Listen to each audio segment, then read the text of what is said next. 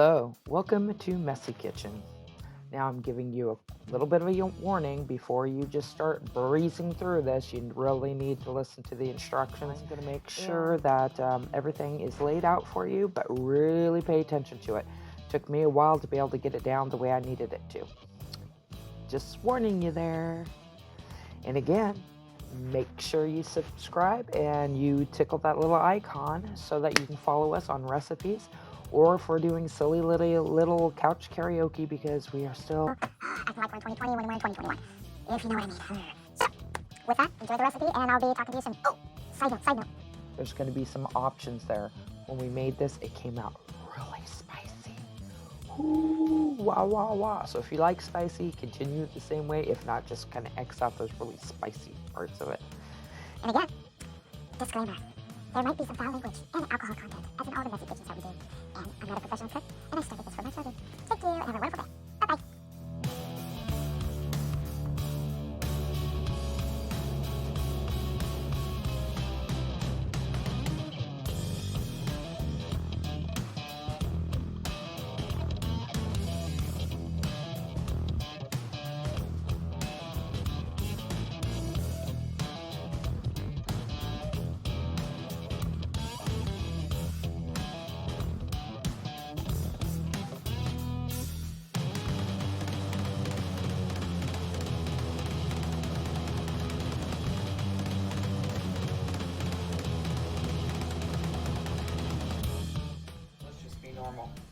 I'm going to say hello to Messi Kitchen, you little puppets. This evening, New Year's 2020, out the door. I know you're not going to see this for a couple of weeks, though.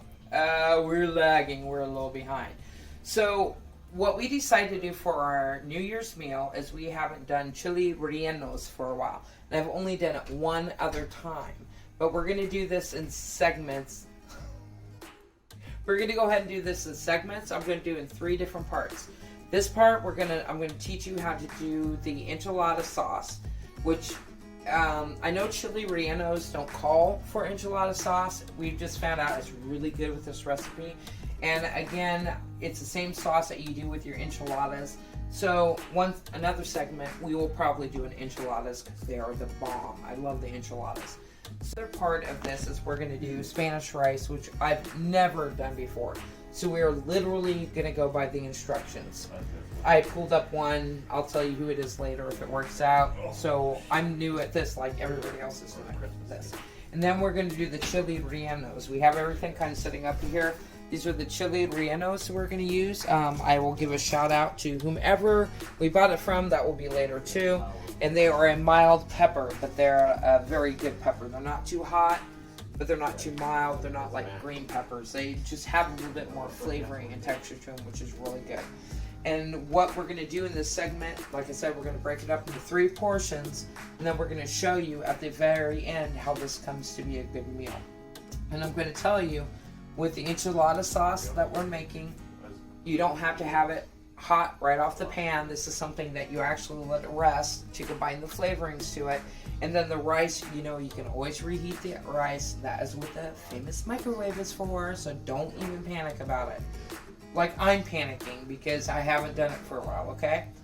So, this is where we're going to get started. So, with this recipe, I like to cook it in the steel pan. The iron pans, the kind that your grandma and your mother had, alright?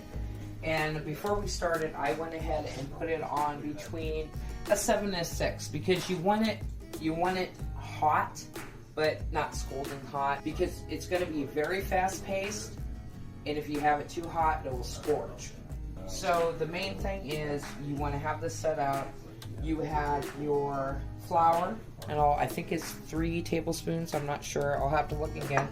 You have cumin, which I actually double up on the cumin.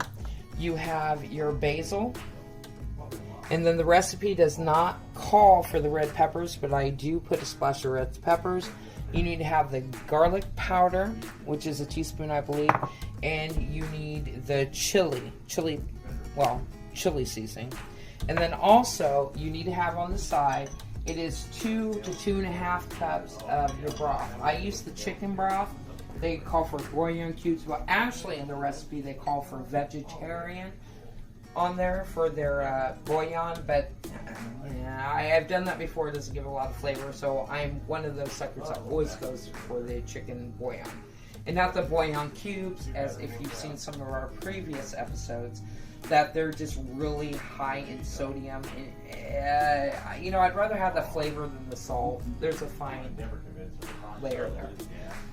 Now, the thing you don't see is going to be the olive oil. So you want to put at least 2 to 3, I think they say teaspoon or tablespoon. I'm pretty sure it's tablespoons. But I just usually kind of, you just want to cover the pan.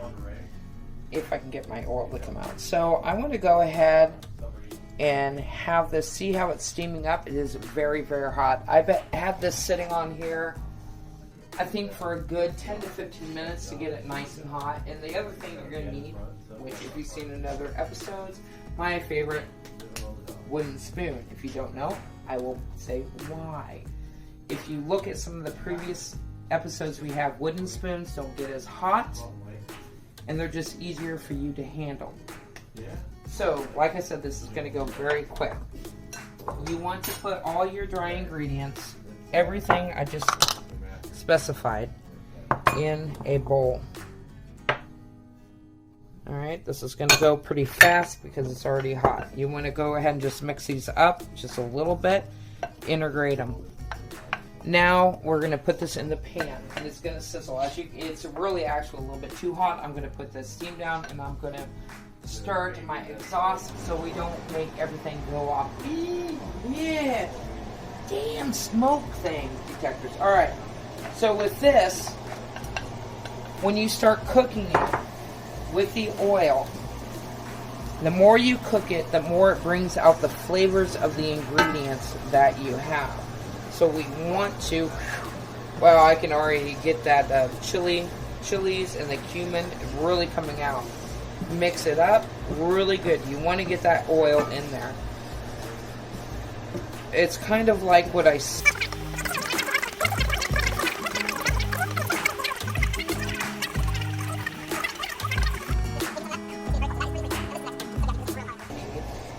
look at that. Look at how dark and brown that is. That is what you want. It's not burn, it's just nice and dark. You want to put a couple of tablespoons of tomato paste. It doesn't matter what brand you use, you just need to have a thick tomato paste on there. Now you're going to go ahead and incorporate this and mix this up. So now you want to go ahead and put in your broth. Slowly.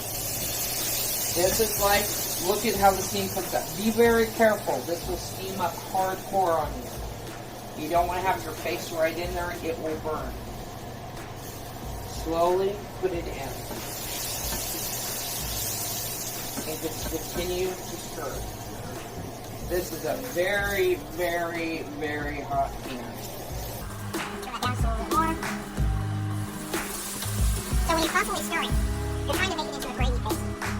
And look at that dark, brownish red sauce in your mouth. Pour in some more. Now, if you find out you believe it's too thick for you, again, you just add some more stock, or you put a little bit more water in here. That's the kitchen order. I can have it do anything. It's just not really close. Alright. Pour a little bit more in there. Now, I know it thickens up and you have a lot of lumps, but that means it's integrating pretty well. This is not easy kitchen, this is messy kitchen. This is the things you have to do. Look at the darkness on there.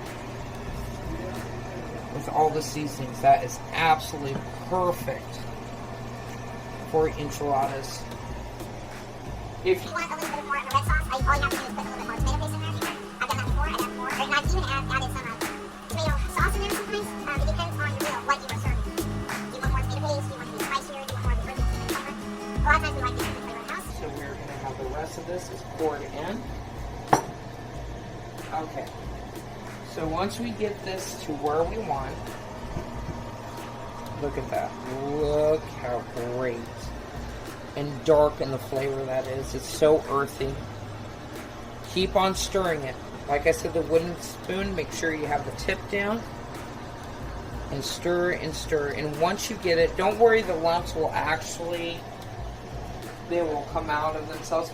And I have been known to, when I've made this, it was too lumpy. So if you have a blender of some sort and you believe that after you're done, it's not as smooth as you want it to be, stick it in your blender. Blend it up a little bit because it's going to be off the side to cool off anyway. Because with this recipe, we have a lot more things to do. We have the rice to do, and we have the chili peppers to do, so this is going to sit on the side. Now, the next thing you are going to do is you need to have just, it doesn't tell you how much cinnamon, but cinnamon is very important.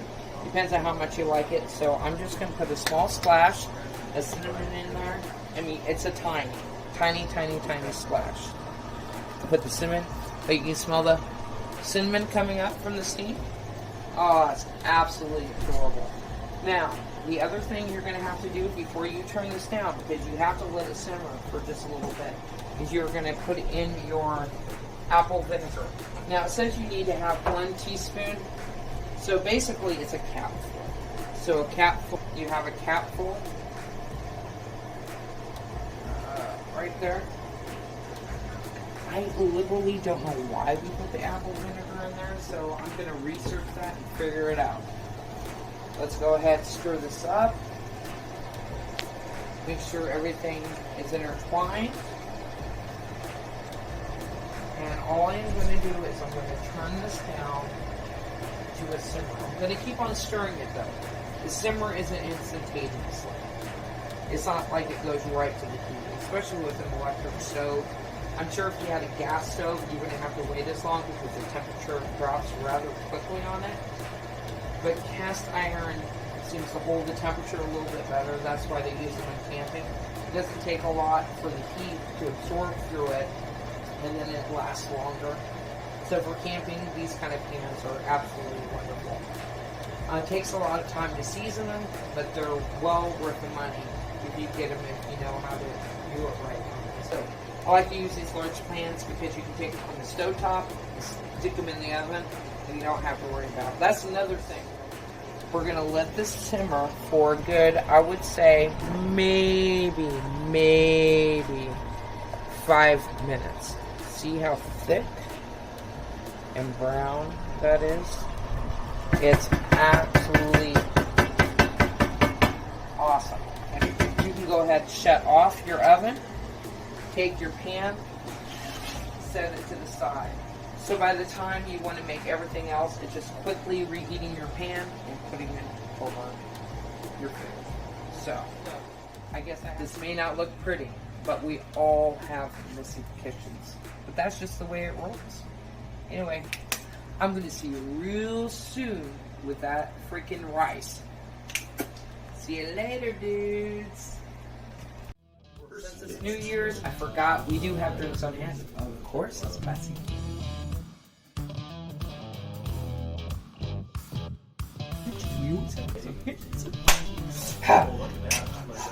Okay, so I got